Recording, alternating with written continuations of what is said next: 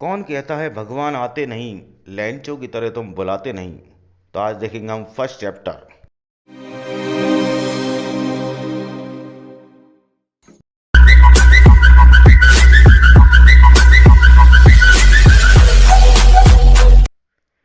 एक घाटी की एक पहाड़ी पर केवल एकमात्र घर, वो था एक किसान लैंचो का घर। उसकी घर से उसकी पूरी फसलें खेत देखे जा सकते थे और इस बार उसकी फसलें काफ़ी अच्छी हुई थी।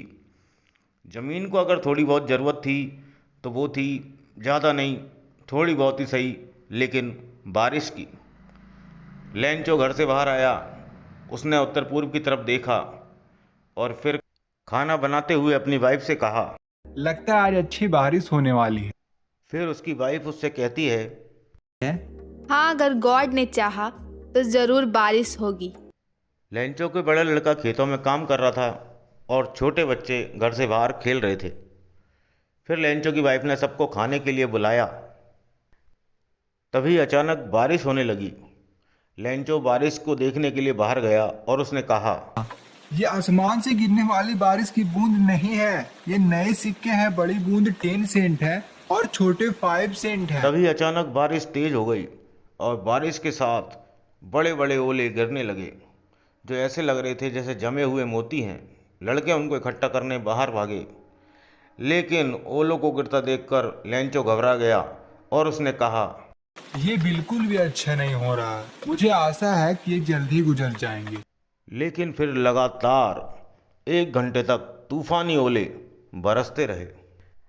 अब फसल पूरी तरह बर्बाद हो चुकी थी, फूल पौधों पे से गिर चुके थे और अब खेतों के बीच खड़े होकर लैंचो ने अपने पुत्रों से कहा। इतना नुकसान तो लोकस्ट भी नहीं पहुंचाता जितना कि इस साल हमें ओलो ने पहुंचाया है। ओलो ने तो कुछ नहीं छोड़ा। इस साल हमारे पास कॉर्न नहीं होंगे। कोई नहीं है जो हमारी मदद कर सके। लगता है हम सब इस साल भूखे ही रह जाएंगे। लेकिन उस घर में जितने भी सदस्य रहते थे, सबको एक ही उम्मीद थी, और वो थी भगवान से मदद की उम्मीद। इतना परेशान मत हो। भले ये पूरा नुकसान की तरह लगता है, याद रखिए कि कोई भी भूख से नहीं मरता है। फिर उस दिन रात भर लैंचो जागा रहा, लेकिन अब उसके मन में एक ही उम्मीद थी, भगवान से मदद की उम्मीद। और भगवान में उसकी बहुत ही अच्छी और बहुत ही ज़्यादा आस्था थी। उसने निर्णय किया, मैं अब मदद के लिए भगवान को ही पत्र लिखूंगा। और उसने भगवान को एक पत्र लिखा। गॉड, यदि आप मेरी मदद नहीं करते हैं तो मेरा परिवार और मैं इस साल भूखे ही रह जाएंगे। मुझे अपने खेतों को फिर से बोने और फसल आने तक जीने के लिए 100 पैसों की जरूरत है, क्योंकि ओला बारिश के कारण मेरे सारे फसल बर्बाद हो गए हैं। फिर पोस्ट ऑफिस पहुंचकर उसने लिफाफे पर एक टिकट लगाया और उसे बॉक्स में डाल दिया।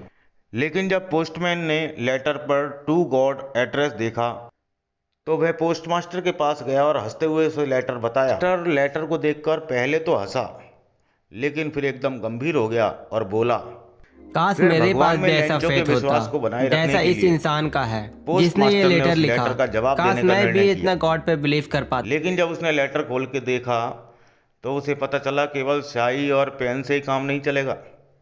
उसमें लैंचो ने 100 पीसेस भी मांगे थे। लेकिन अब पोस्टमास्टर अपने निर्णय को ले चुका था। उसने उसकी हेल्प करने का डिसाइड किया। उसने अपने सभी जानकारों से दान के रूप में कुछ रुपए मांगे, इकट्ठे किए और अपना भी तनख्वाह का कुछ हिस्सा उसमें लगाया। लेकिन फिर भी वो केवल 70 पीसेस ही लैंचो को भेज पाया और उस पर लिख दिया, टू लैंचो फ्रॉम गॉड। फिर कुछ दिन बाद लैंचो पोस्ट ऑफिस में आया। सुनो, क्या मेरे लिए कोई लेटर आया है?